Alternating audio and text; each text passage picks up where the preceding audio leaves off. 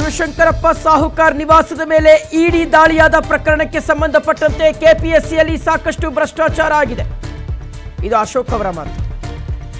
ಇದರ ಬಗ್ಗೆ ನಾವು ಹಿಂದಿನ ಸದನದಲ್ಲಿ ಚರ್ಚೆ ಮಾಡಿದ್ವಿ. ಬಿಬಿಎಂಪಿ ಅಧಿಕಾರಿಗಳ ಹುದ್ದೆ, ಪಶುವೈದ್ಯಾಧಿಕಾರಿಗಳ ಹುದ್ದೆ, ಈಗ ಬಿಬಿಎಂಪಿ ಇಲ್ಲ ಬಿಡಿ, ಜಿಬಿಎ. ಪೊಲೀಸ್ ನೇಮಕಾತಿಯಲ್ಲಿ 106 ಕೋಟಿ ಲೂಟಿಯಾಗಿದೆ. ಆರ್ ಅಶೋಕ್ ಅವರು ಮಾಡಿರ್ತಕ್ಕಂತಹ ಆರೋಪ.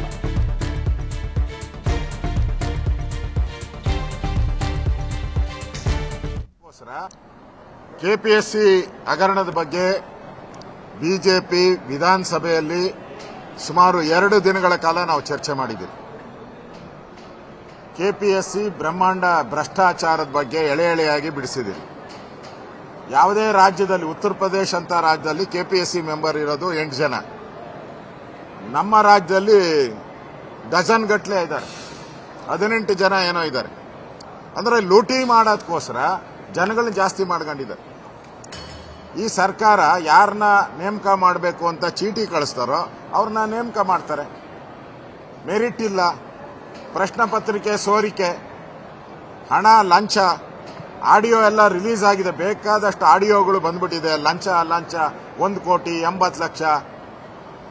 ಆ ಡಾಕ್ಟರ್ಗಳು, ಪಶುವೈದ್ಯ ಡಾಕ್ಟರ್ಗಳದಿರ್ಬೋದು, ಬೆಂಗಳೂರು ಬಿಬಿಎಂಪಿ ಅಧಿಕಾರಿಗಳಿರ್ಬೋದು, ಪೊಲೀಸ್ ಇಲಾಖೆ ಪ್ರಶ್ನೆ ಪತ್ರಿಕೆ ಲೀಕ್ ಆಗಿರುವಂಥದ್ದು, ಇವೆಲ್ಲ ಸರಣಿಯಾಗಿ ಈ ಕೆಪಿಎಸ್ಸಿ ಅಧ್ಯಕ್ಷರಿದ್ದಾರಲ್ಲ ಅವರು, ಅವರ ತಂಡ ವ್ಯವಸ್ಥಿತವಾಗಿ 106 ಕೋಟಿ ರೂಪಾಯಿಯನ್ನ ಲೂಟಿ ಹೊಡೆದಿದ್ದಾರೆ. ಇವತ್ತು ಇಡಿ ರೈಡ್ ಆಗಿರೋದು ಆ ದುಡ್ಡೆಲ್ಲ ವಾಪಸ್ ಸರ್ಕಾರಕ್ಕೆ ಬರಬೇಕು ಅನ್ನೋ ಉದ್ದೇಶದಿಂದ ಮಾಡ್ತಾ ಇದ್ದಾರೆ.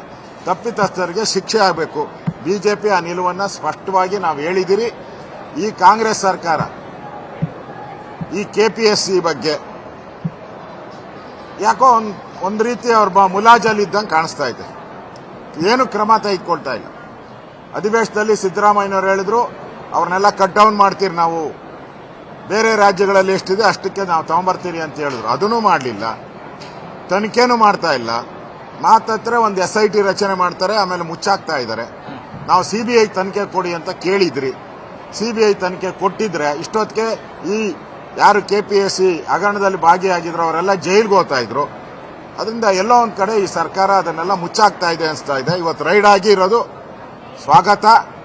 ಸರ್ಕಾರದ ದುಡ್ಡನ್ನ ಖಜಾನೆಗೆ ತರುವಂತ ಒಳ್ಳೆ ಕೆಲಸವನ್ನ ಇಡಿಯವರು ಮಾಡ್ತಾ ಇದ್ದಾರೆ. ಅಭಿನಂದನೆ. ಓಕೆ ವೀಕ್ಷಕರೇ, ಈಗ ಶಿವಶಂಕರಪ್ಪ ಸಾಹುಕಾರ್ ಅವರನ್ನ ಇಡಿ ಅಧಿಕಾರಿಗಳು ವಶಕ್ಕೆ ತಗೊಂಡಿದ್ದಾರೆ. 21 ಕಡೆಗಳಲ್ಲಿ ರೇಡ್ ಆಗಿದೆ. ಸಹಜವಾಗಿ ಈ ಪ್ರಕರಣದ ಗಂಭೀರತೆ ಇದೆಯಲ್ಲ, ಅದು ಮತ್ತೊಂದು ಮಜ್ಜಿಲಿಗೆ, ಮತ್ತೊಂದು ಹಂತಕ್ಕೆ ಹೋಗ್ತಾ ಇರ್ತಕ್ಕಂತಹ ಎಲ್ಲ ಲಕ್ಷಣಗಳು ಸಹ ಕಾಣಿಸ್ತಾ ಇದೆ.